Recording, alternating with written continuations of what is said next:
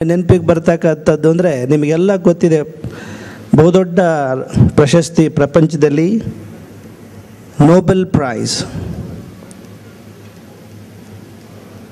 ಆ Nobel prize 1970ರಲ್ಲಿ ಅಮೇರಿಕದ ಒಬ್ಬ ಅಗ್ರೋನಾಮಿಸ್ಟ್, ಆ ವಿಜ್ಞಾನಿಗೆ ನೋಬೆಲ್ ಪೀಸ್ ಪ್ರೈಸ್ ಅವ್ರು ಆಯ್ಕೆ ಆದರು.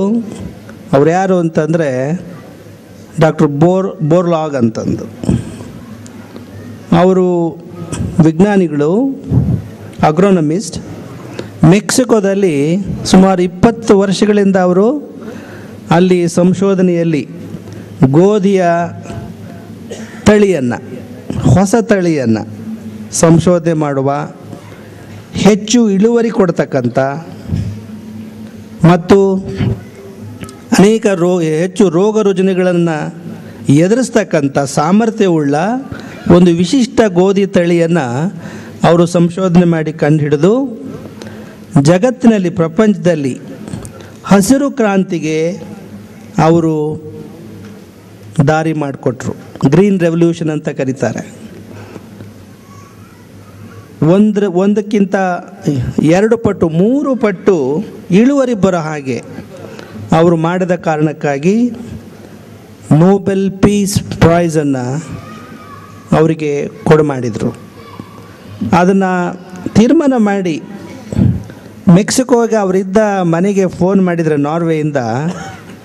ಅಲ್ಲಿಯ ಸಮಯ ಮೆಕ್ಸಿಕೋದಲ್ಲಿ ಬೆಳಗ್ಗೆ 4 ಗಂಟೆ ಆಗಿತ್ತಂತೆ, ಬೆಳಗಿನ ಜಾವ 4 ಗಂಟೆ. ನಾರ್ವೆಯಿಂದ ಅಲ್ಲಿಗೆ ಫೋನ್ ಮಾಡಿದಾಗ ಮೆಕ್ಸಿಕೋದಲ್ಲಿ ಬೆಳಗಿನ 4 ಗಂಟೆ ಬೆಳಗಿನ ಜಾವ. ಅವ್ರ ಹೆಂಡತಿ ಫೋನ್ ಎತ್ಕೊಂಡ್ಲಂತೆ, ನಾವು could I speak to doctor Norman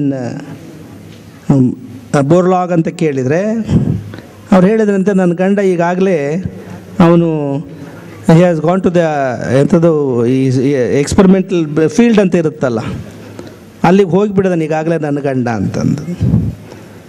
ಆಮೇಲೆ ಹೀಗೆ ಸುದ್ದಿ ಮುಟ್ಟಿಸ್ಬೇಕಾಗಿದೆ ಅಂದರೆ ಮೊದಲನೇ ಅವ್ರ ಹೆಂಡ್ತಿನೂ ನಂಬಲಿಲ್ಲ. ಕೊನೆಗೆ ಅನೇಕ ಫೋನಿನ ಸುರುಮೇಳಕ್ಕೆ ಬಂದ ಮೇಲೆ ಆಕೆ ಸ್ವತಃ ತನ್ನ ಗಂಡನನ್ನು ಕಂಡು ಸುದ್ದಿ ಮುಟ್ಟಿಸ್ಲಿಕ್ಕೆ ಅಂತ ಟೆಸ್ಟ್ ಫೀಲ್ಡ್ಸ್ ಅಂತ ಇರ್ತಾವಲ್ಲ, ಅಲ್ಲಿಗೆ ಹೋಗಿ ಅವನಿಗೆ ಆಶ್ಚರ್ಯ ಆಗಿಬಿಡೋದು ಗಂಡಿಗೆ. ನನ್ನ ಹೆಂಡತಿ ನಾನು ಏನೂ ಸೂಚನೆ ಇಲ್ಲದೆ ಹೀಗೆ ಬಂದಿದ್ದಾಳಲ್ಲ, ಏನಾದ್ರು ಮನೆಯಲ್ಲೇನು ಅನಾಹುತ ಆಯಿತಾ, ತಂದೆ ತಾಯಿಗಳು ಚೆನ್ನಾಗಿದ್ದಾರಾ, ಏನಾಯ್ತಾ ಅಂತ ಕೇಳ್ತಾರೆ. ಹೀಗೆ ಒಂದು ಸುದ್ದಿ ಬಂದಿದೆ, ನಿಮಗೆ ನೋಬೆಲ್ ಪ್ರೈಸ್ ಬಂದಿದೆ ಅಂತಂದರೆ ಅವ್ನು ನಂಬಲ್ಲ.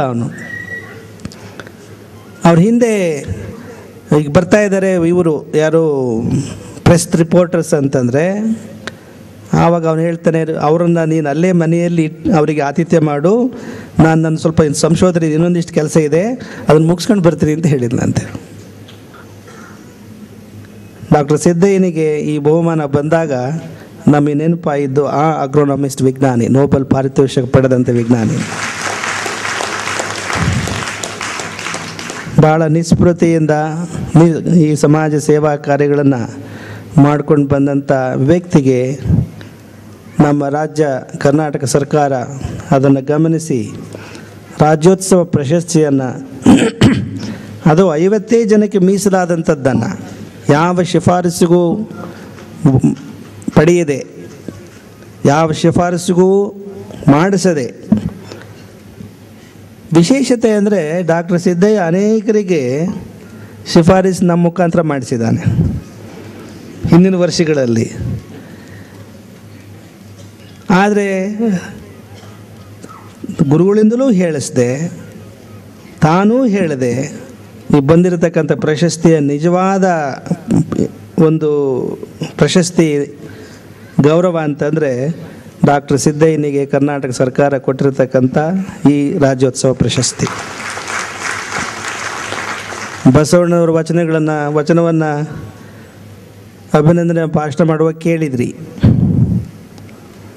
ಅವ್ರು ಹೇಳ್ತಾರೆ, ಹೊಗಳಿ ಹೊಗಳಿ ಎನ್ನ ಹೊನ್ನ ಶೂಲದಲ್ಲಿಕ್ಕಿದರಯ್ಯ ಕೂಡಲ ಸಂಗಮ ದೇವ, ನೀನೆನಗೊಳ್ಳಿದನಾದರೆ ಎನ್ನ ಹೊಗಳತೆಗೆ ಅಡ್ಡಬಾರ ಧರ್ಮಿ ಅಂತ ಬಸವಣ್ಣವರು ಆ ವಚನದಲ್ಲಿ ಹೇಳ್ಕೊಳ್ತಾರೆ. ನನ್ನನ್ನು ಭಾಳ ಹೊಗಳ್ತಾರೆ, ಅದೊಂದು ಹೊನ್ನ ಶೂಲವಾಗಿ ನನಗೆ ಇರದಂಗೆ ಆಗ್ತಾಯಿದೆ.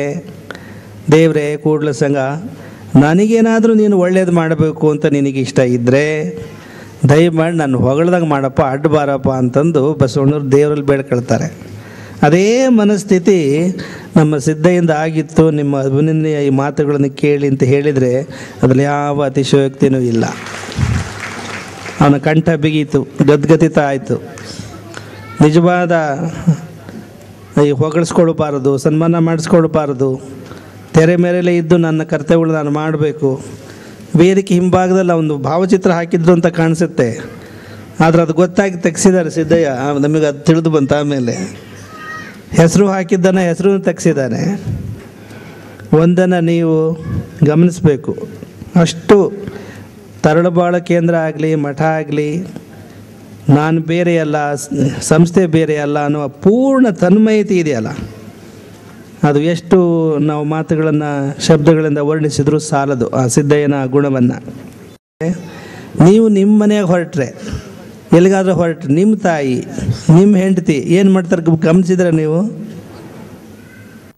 ಎಷ್ಟು ಕಾಳಜಿ ವಹಿಸಿ ನಿಮ್ಮ ತಾಯಿನೋ ನಿಮ್ಮ ಪತ್ನಿನೋ ಮಾಡ್ತಾಳೋ, ಹಾಗೆ ಡಾಕ್ಟರ್ ಸಿದ್ದಯ್ಯ ನಮ್ಮೆಲ್ಲ ಸಾಮಾಜಿಕ ಸೇವಾ ಕಾರ್ಯಗಳಲ್ಲಿ ಅವನು ತಾನು ಸಂಪೂರ್ಣವಾಗಿ ತೊಡಗಿಸ್ಕೊಂಡು ಒಂದು ತಾಯಿಯ ಅಂತಃಕರಣವನ್ನು ನಮ್ಮ ಮೇಲೆ ಇಟ್ಕೊಂಡು ಅವನು ನಮ್ಮ ಸೇವೆಯನ್ನು ಮಾಡ್ತಾ ಬಂದಿದ್ದಾನೆ.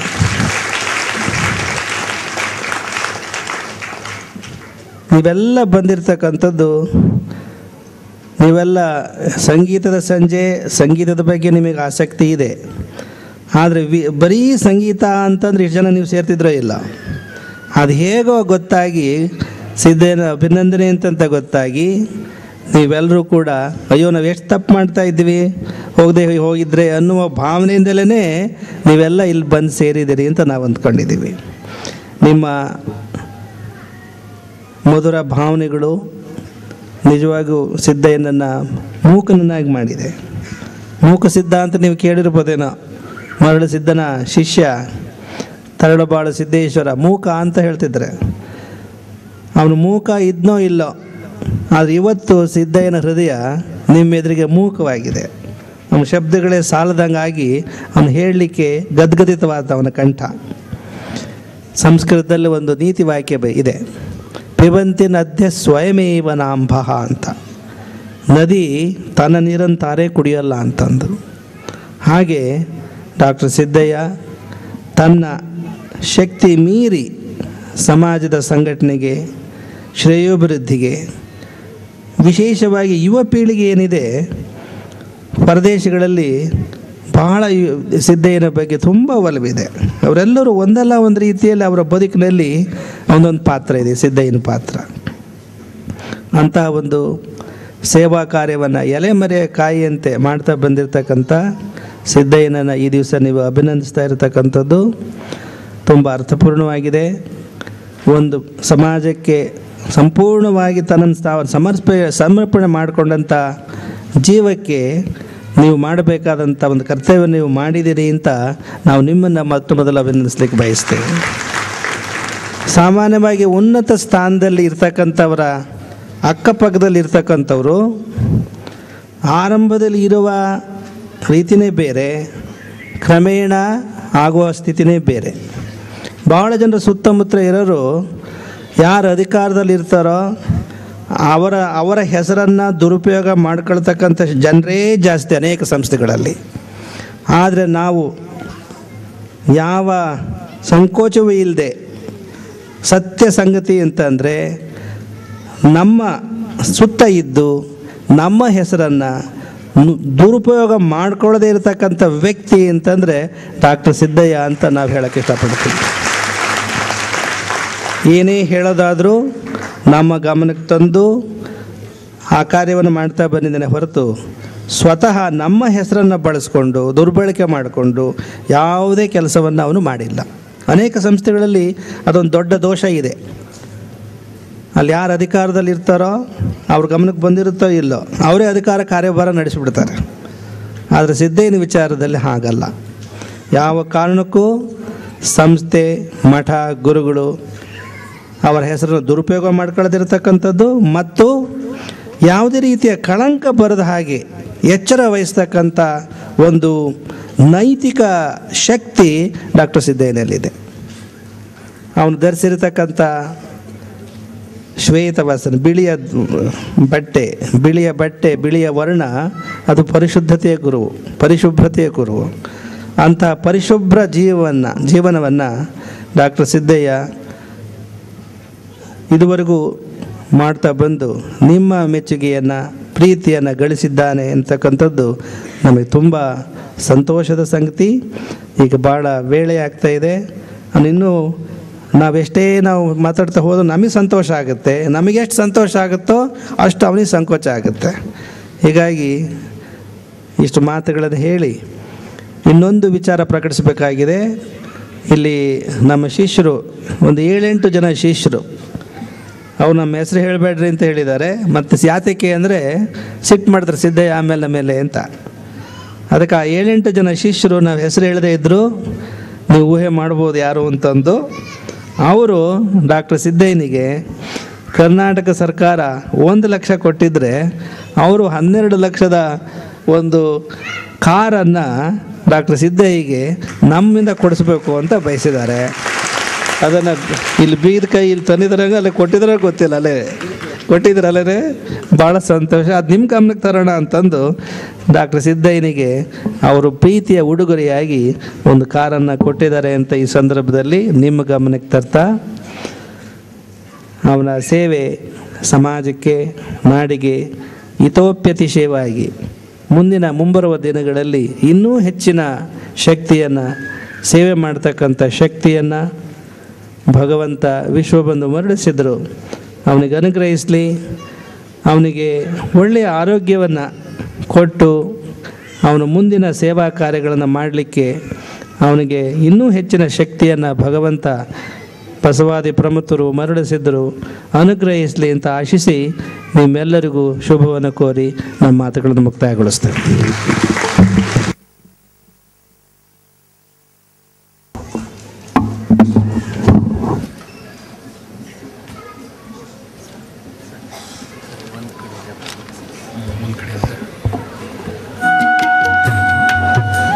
ಅಭಿನಂದನಾ ಸಮಾರಂಭಕ್ಕೆ ತಮ್ಮೆಲ್ಲರ ಕೋರಿಕೆ ಮೇರೆಗೆ ಆಗಮಿಸಿ ದರ್ಶನಾಶೀರ್ವಾದವನ್ನು ಕರುಣಿಸಿದಂಥ ಪರಮ ಪೂಜ್ಯ ಶ್ರೀ ಜಗದ್ಗುರುವರಿಗೆ, ವೇದಿಕೆಯಲ್ಲಿ ಉಪಸ್ಥಿತಿರುವಂಥ ಎಲ್ಲ ಗಣ್ಯರಿಗೆ, ಪೂಜ್ಯ ಡಾಕ್ಟರ್ ಸಿದ್ದಯ್ಯ ಸ್ವಾಮೀಜಿಯವರಿಗೆ ಹಾಗೂ ತಮ್ಮೆಲ್ಲರಿಗೂ ಕೂಡ ಹೃತ್ಪೂರ್ವಕವಾದಂಥ ವಂದನೆ.